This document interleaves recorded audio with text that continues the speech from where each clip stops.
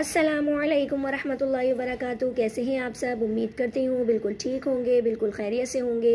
अल्लाह पाक आपको हमेशा इसी तरह हंसता मुस्कुराता रखे। आपकी ज़िंदगी की तमाम परेशानियों को अल्लाह पाक अपनी रहमत कामिला अजला से दूर करे। आपके उम्र में, आपके इल्म में, आपके अमल में अल्लाह ताला ढेर सारी बरकतें दे। आपको ज़्यादा से ज़्यादा अच्छे काम करने की तौफीक दे। बुरे कामों से अल्लाह पाक आपको दूर रखे और आपके नसीबों को अल्लाह ताला बहुत अच्छा करे और आपके औलाद की तमाम खुशियाँ अल्लाह आपको दिखाना नसीब करे। आपको हज और उम्रे की अल्लाह पाक सआदत बख्शे और आपको ढेर सारी अल्लाह पाक दीन और दुनिया दोनों तरफ से खुशियों से नवाज दे। तो जी, आज हम अपना जुम्मा स्पेशल लेके आपके सामने एक बार फिर हाजिर हुए हैं और कोशिश करेंगे कि हर जुम्मे से बेहतरीन आज हम अपना जुम्मा स्पेशल करें। अच्छा जी, आज जो हम अपना जुम्मा स्पेशल कर रहे हैं वो हम आपको दो दुआएं सिखाएंगे। एक तो बैतुल खला में दाखिल होने से पहले की दुआ और एक जो दूसरी दुआ है वो है बैतुल खला से बाहर आने के बाद की दुआ। तो बैतुल खला अरबी में कहा जाता है और टॉयलेट ज़्यादातर लोग कहते हैं, लेकिन अगर अरबी के हिसाब से देखा जाए तो उसको बैतुल खला कहा जाता है। तो जी, हम आपको वो दो दुआएं सिखाएंगे, लेकिन आपने उन दोनों दुआओं को बेकार नहीं समझना है। बहुत अच्छे तरीके से याद करनी है, अच्छे तरीके से पढ़ना है और कोशिश करना है कि जो दुआएं हम आप लोगों को सिखा रहे हैं, बता रहे हैं, वो आप अच्छे तरीके से याद करें और पढ़ें। क्योंकि देखें, ये जो दुआएं होती हैं ना, ये हमारी ज़िंदगी के लिए बेहद ज़रूरी होती हैं और एक मुसलमान होने के नाते हमारा फ़र्ज़ है कि हम अपनी रोज़मर्रा रूटीन में इन दुआओं का इस्तेमाल करें। छोटी छोटी नेकियां हम खुद कर सकते हैं। ज़रूरी नहीं है कि आप बड़ी बड़ी नेकियों की तलाश में रहें कि मुझे तो हज करना है तो मेरे तमाम गुनाह झड़ जाएंगे। नहीं, ऐसा बिल्कुल भी नहीं सोचना। ये सोचें कि रोज़ाना सुबह उठकर अपने परवरदिगार का शुक्र अदा करना है कि उसने आपको रात की तारीकी के बाद सुबह की रोशनी नसीब की है। और दूसरी चीज़, फजर की नियत से रात को सोएंगे, अगर ये नियत कर लेंगे दिल में कि अल्लाह पाक मेरी फ़जर के टाइम आँख खुल जाए, मुझे फ़जर की नमाज़ पढ़नी है, तो आप अगर नहीं भी उठेंगी तो आपकी वो नेकी कबूल की जाएगी, क्योंकि आपने नेकी के इरादे से की थी। वो बात जो भी आपने अपने मुंह से निकाली वो नेकी के इरादे से निकाली थी। तो कोशिश कीजिए कि फ़जर की नमाज़ों का एहतमाम कीजिए, क्योंकि अब माशाअल्लाह सर्दियों के दिन हैं तो फ़जर की नमाज़ जो है वो काफ़ी टाइम तक हो रही है। तो कोशिश कीजिए, अगर आप 6 बजे भी सुबह उठती हैं, बच्चों के स्कूल के लिए तो लाजमी उठते होंगे और बहुत सारे कामों के लिए उठते होंगे, तो पहले फ़जर की नमाज़ अदा कीजिए ताकि आपके दिन की शुरुआत बहुत अच्छे से हो जाए और अल्लाह के कामों से शुरू हो जाए। तो कोशिश करने में कोई हर्ज नहीं है। हम खुद अपने आप को मजबूत बनाएंगे तो हम एक मुकम्मल इंसान ज़रूर बन जाएंगे।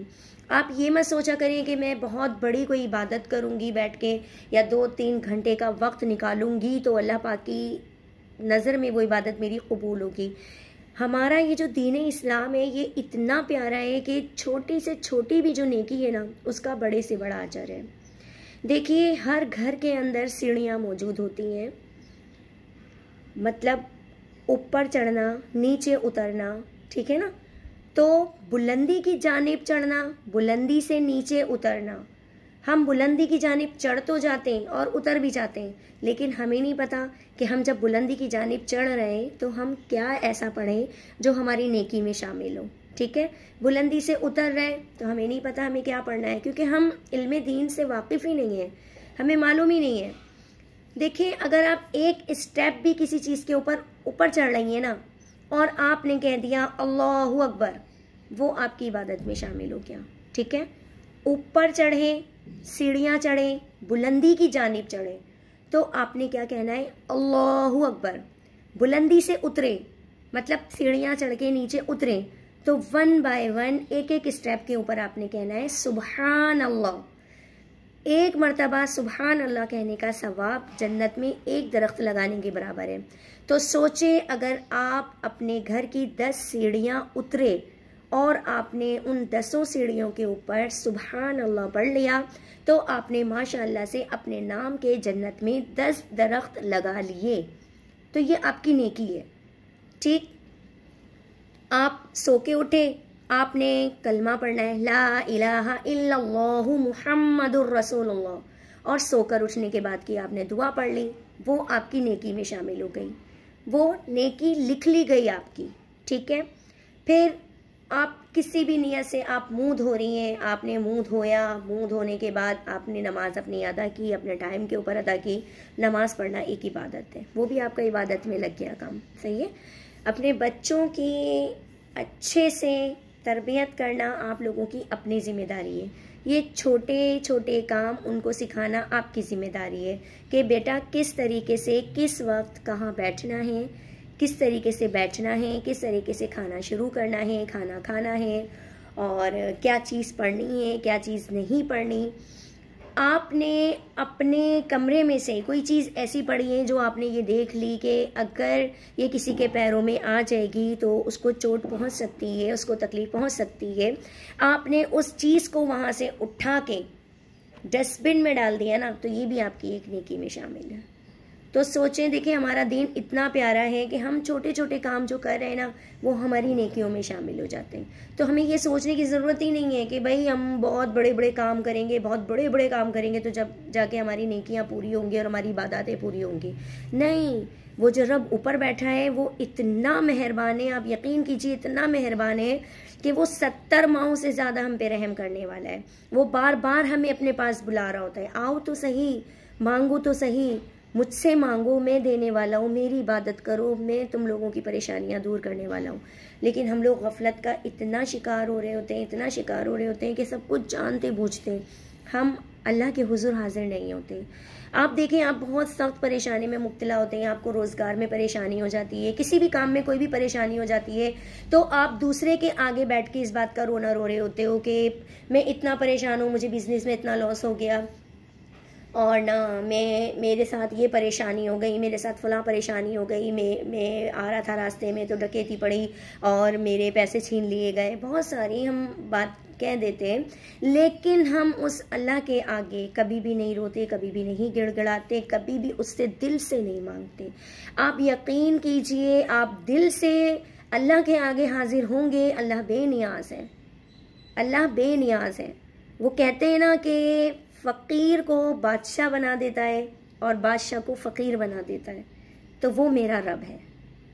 आप किसी के आगे अपना दुखड़ा मत रोएं, आप किसी के भी आगे अपने आंसू मत दिखाएं, किसी को भी अपने आंसू मत दिखाएं, किसी के भी आगे मत रोएं, खुदा के वास्ते किसी के भी आगे अपने गम को, अपने बातों को शेयर करने की कोशिश मत कीजिए। सिर्फ अल्लाह को याद कीजिए, अल्लाह के आगे रोइए, अल्लाह के आगे गिड़गिड़ाइए। अगर उसने तकलीफ़ आपको दी है ना, तो वो उस तकलीफ़ से निकाल के आपको राहत भी देगा, आपकी परेशानियां भी दूर करेगा। और अल्लाह ताला कभी भी बंदे को उसकी हिम्मत और ताकत से ज़्यादा नहीं आजमाता। इस बात का यकीन होना चाहिए कि मेरा रब मुझे उतना ही आजमाएगा जितना मुझ में बर्दाश्त करने की सलाहियत है, क्योंकि अल्लाह ताला दिलों के हाल बेहतर तरीके से जानता है।